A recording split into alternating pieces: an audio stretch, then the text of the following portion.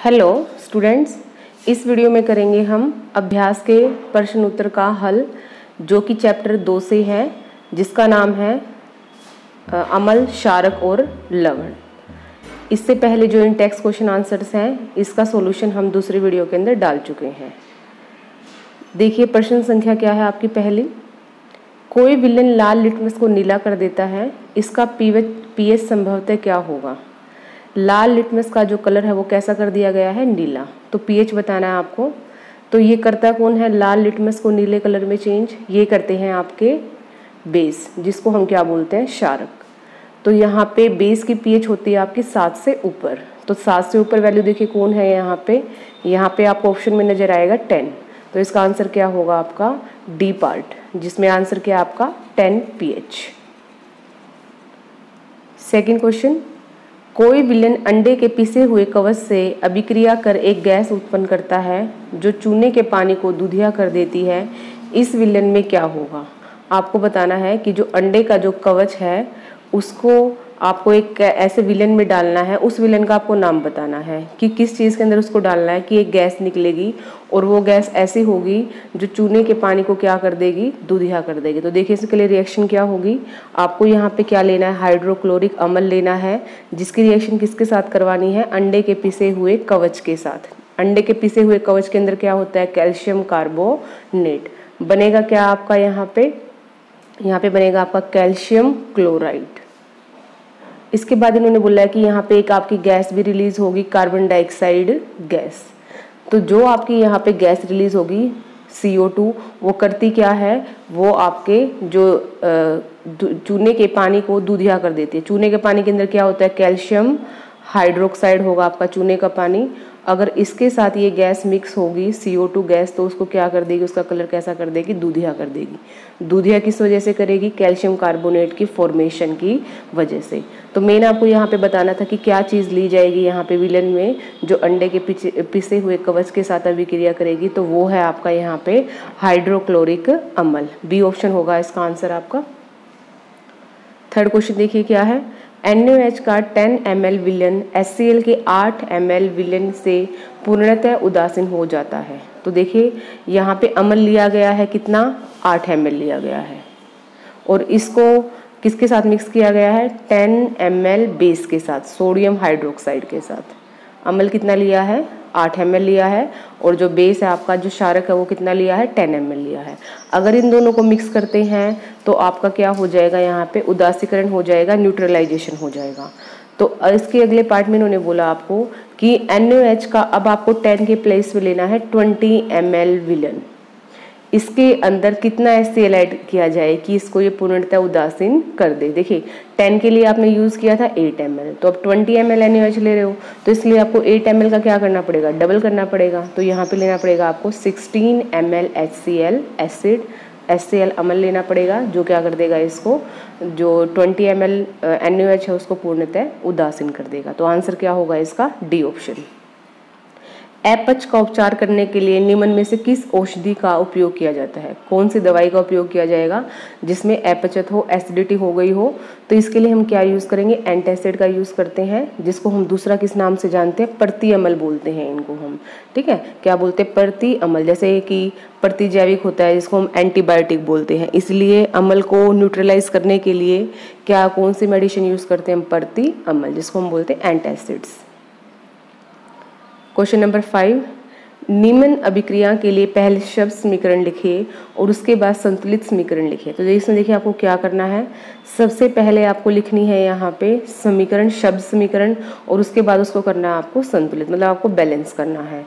तो फर्स्ट क्या है आपका, सल्फ्यूरिक अम्ल के किसके साथ रिएक्शन करवानी है, जिंक के साथ। तो सल्फ्यूरिक अम्ल क्या होगा आपका H2SO4, इसकी रिएक्शन किसके साथ करवानी है, जिंक के साथ। बनेगा क्या आपका, जिंक सल्फेट लवण बनेगा, साथ में क्या बनेगा आपकी हाइड्रोजन गैस। ये रिएक्शन तो आपकी बैलेंस ही है, लेफ्ट और राइट साइड पे आपको उत्पाद और जो आपके अभिप्रेरक हैं उनके आपको नंबर ऑफ एटम्स आपको क्या करने हैं, काउंट कर लोगे तो आपको इक्वल मिलेंगे। दूसरा आपको देखिए क्या है रिएक्शन, हाइड्रोक्लोरिक अम्ल की मैग्नीशियम पट्टी के साथ अभिक्रिया। तो देखिए हाइड्रोक्लोरिक अम्ल क्या है, HCl है। इसकी अभिक्रिया किसके साथ करके दिखानी है, मैग्नीशियम मेटल के साथ करके दिखानी है। बनेगा क्या यहाँ पे, मैग्नीशियम क्लोराइड लवण बनेगा और साथ में कौन सी गैस रिलीज होगी, हाइड्रोजन गैस। इसको बैलेंसिंग करने के लिए आपको यहाँ पे 2 लगाना पड़ेगा। अब ये हो गई आपकी रिएक्शन बैलेंस। तो आपको शब्द समीकरण लिखना है पहले, उसके बाद उसको संतुलित करके दिखाना है। तीसरी देखिए क्या है रिएक्शन, सल्फ्यूरिक अम्ल की एल्युमिनियम चूर्ण के साथ अभिक्रिया। तो देखिए सल्फ्यूरिक अम्ल क्या होता है आपका, H2SO4। इसकी रिएक्शन किससे करवानी है आपको, एल्युमिनियम मेटल के साथ, एल्युमिनियम के चूर्ण के साथ। तो बनेगा क्या आपका यहाँ पे लवण बनेगा aluminium sulphate Al2SO4 whole thrice, plus आपकी कौन सी गैस रिलीज होगी यहाँ पे, हाइड्रोजन गैस।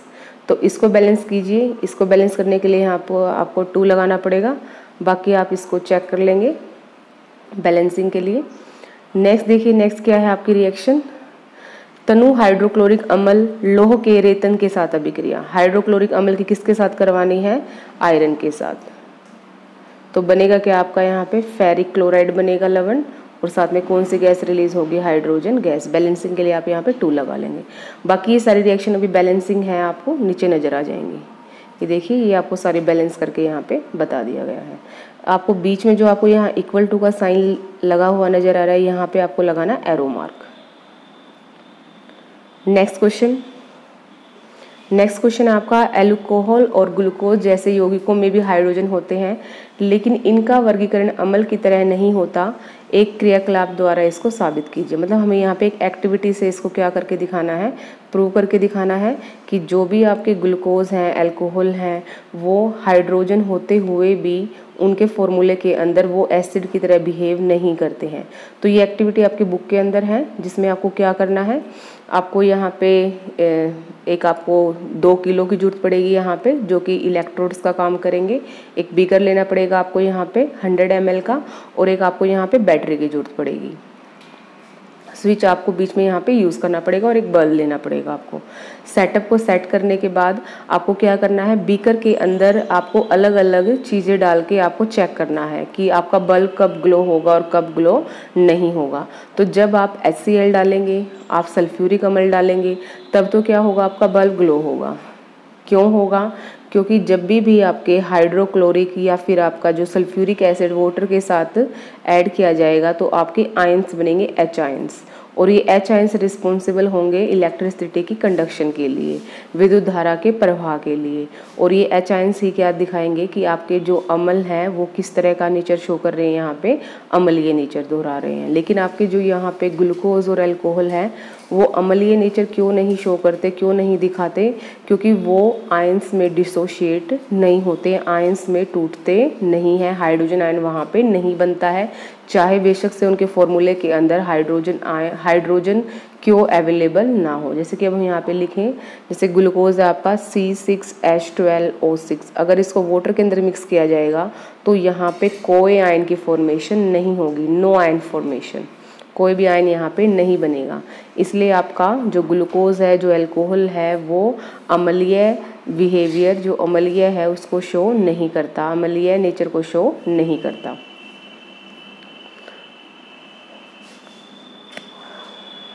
अगला प्रश्न संख्या 7 है आपकी, आश्वित जल विद्युत का चालक क्यों नहीं होता जबकि वर्षा जल होता है। आश्वित जल होता है आपका, इसको हम डिस्टिल वाटर बोलते हैं इंग्लिश के अंदर। डिस्टिल वाटर क्या होते हैं, शुद्ध होते हैं, इनके अंदर कोई किसी तरह के आयंस प्रेजेंट नहीं होते। तो इनके अंदर आयंस प्रेजेंट ना होने की वजह से यहाँ से विद्युत का चालन नहीं होता है, क्योंकि विद्युत के चालन के लिए आयनों की आवश्यकता होती है, और जो कि आश्वित जल के अंदर नहीं होते हैं।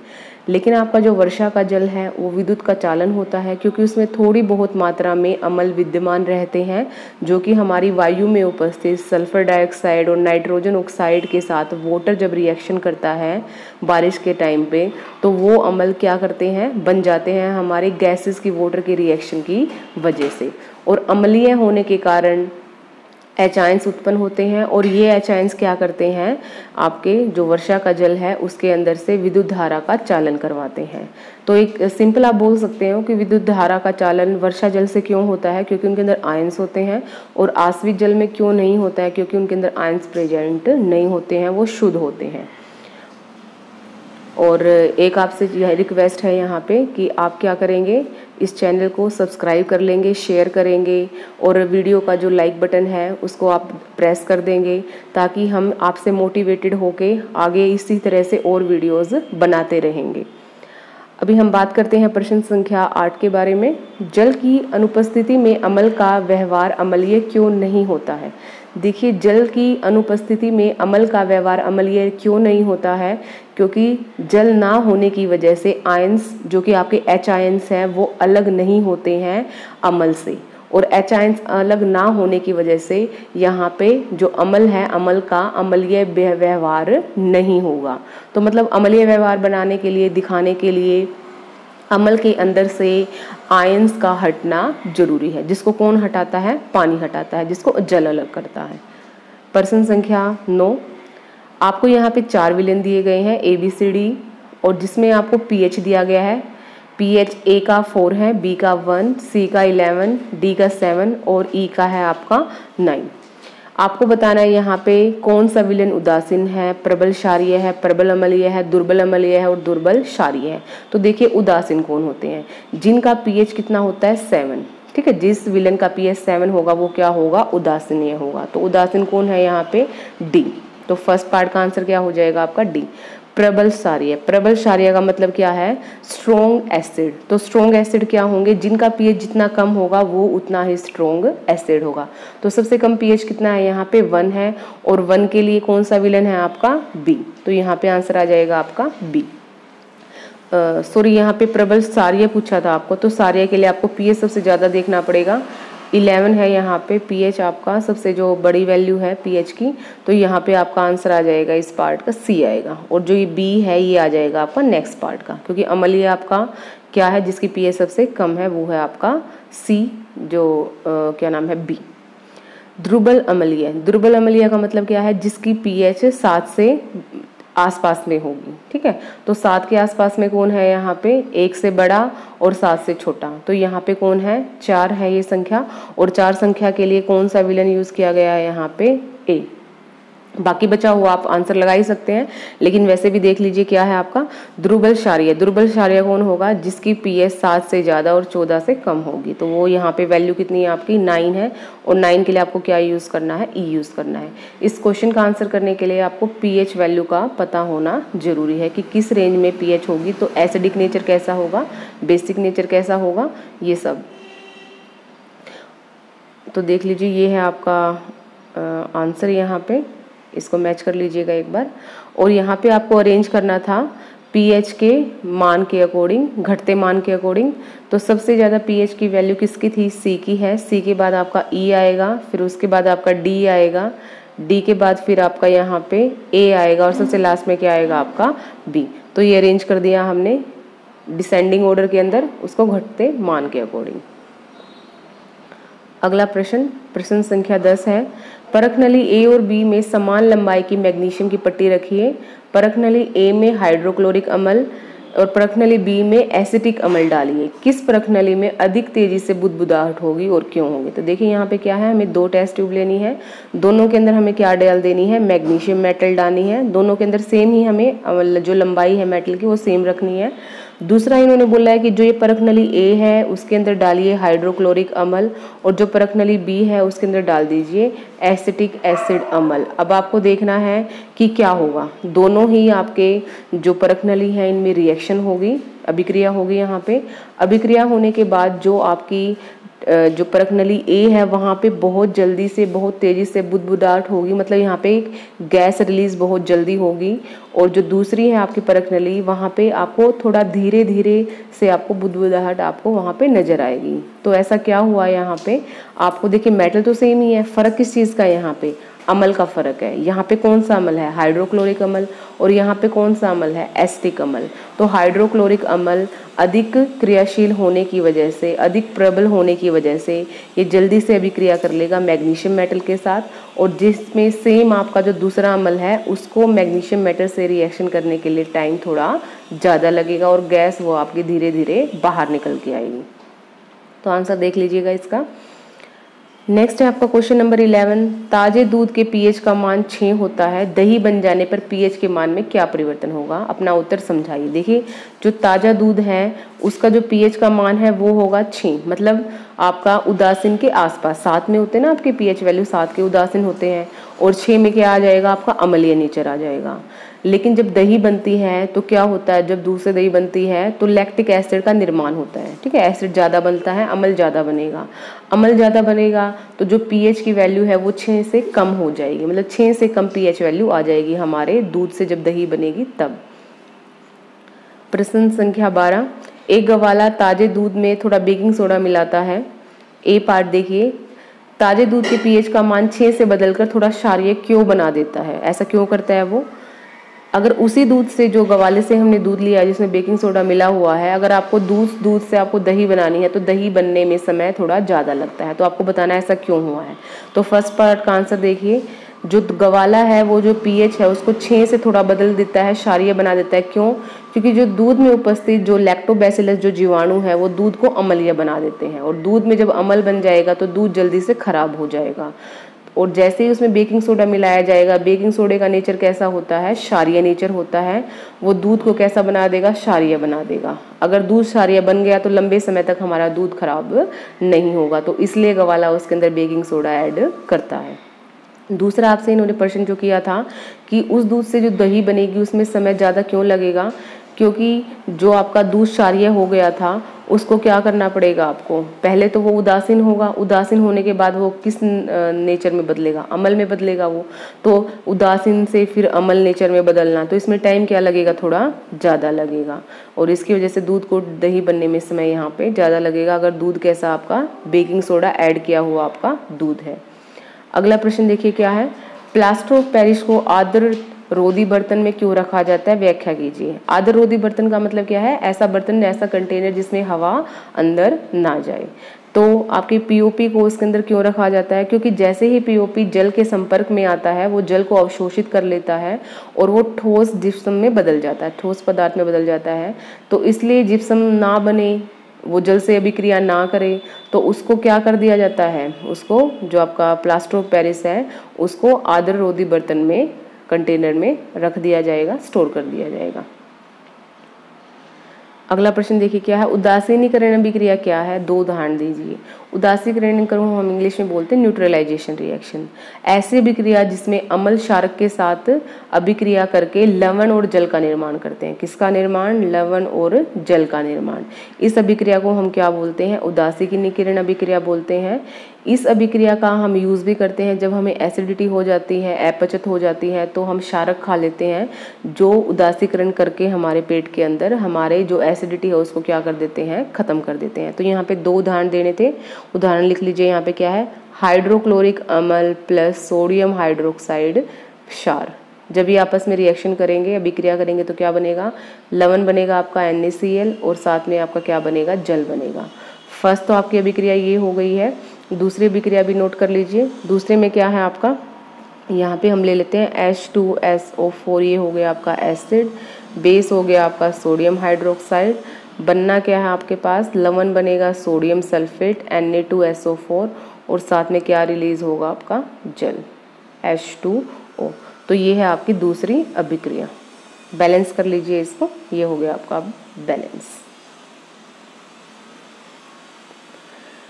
अगला प्रश्न देखिए क्या है, धोने का सोडा एवं बेकिंग सोडे के 2 प्रमुख उपयोग बताइए। 2 यूज़ बताने हैं आपको, बाकी आप ज़्यादा भी लिख सकते हैं। तो जो धोने का सोडा है उसका क्या यूज़ है? इसका यूज़ होता है, कांच हो गया, साबुन हो गया, या कागज़ के जितने भी उद्योग हैं वो सोडियम कार्बोनेट का यूज़ करते हैं। बोरेक्स के जो कंपाउंड्स है, सोडियम के कंपाउंड्स को उत्पादन में भी इसका यूज़ किया जाता है। साफ़ सफाई में पता ही आपको, धोने का सोडा है तो साफ़ सफाई में तो यूज़ होगा ही होगा। इसके अलावा जो लास्ट इसका उपयोग है वो है जल की स्थायी कठोरता को हटाने के लिए। जो जल की परमानेंट हार्डनेस है उसको हटाने के लिए भी हम किसका उपयोग करते हैं? धोने के सोडे का। अगला है आपका ये पार्ट, इसका सेकंड पार्ट, बेकिंग सोडे का उपयोग। बेकिंग सोडे का उपयोग क्या है? एक तो जो चीज़ें हैं उसको मुलायम बनाने के लिए, स्पंजी बनाने के लिए, खस्ता बनाने के लिए, जैसे कि आपके ब्रेड वगैरह है, केक वगैरह है, जो भी बेकरी इंडस्ट्री है वो बेकिंग सोडे का यूज़ करती है।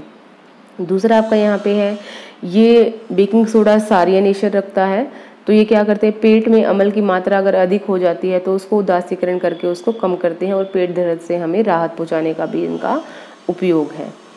अगला उपयोग है खाने को शीघ्र पकाने के लिए भी इनका हम यूज़ करते हैं, फास्ट कुकिंग में यूज़ होता है इनका। और लास्ट इसका यूज़ है इसका सोडा फायर एक्सटिंग्विशर, जिसको हम बोलते हैं सोडा अम्ल अग्निशामक। आग वगैरह लग जाती है तो आपने जो रेड कलर के सिलेंडर्स देखे होंगे लैब के अंदर, स्कूल के अंदर, बसेस के अंदर, उसके अंदर आपका क्या डला होता है, बेकिंग सोडा, और साथ में कौन सा एसिड डला होता है, कौन सा अम्ल डला होता है वहाँ पे, सल्फ्यूरिक अम्ल।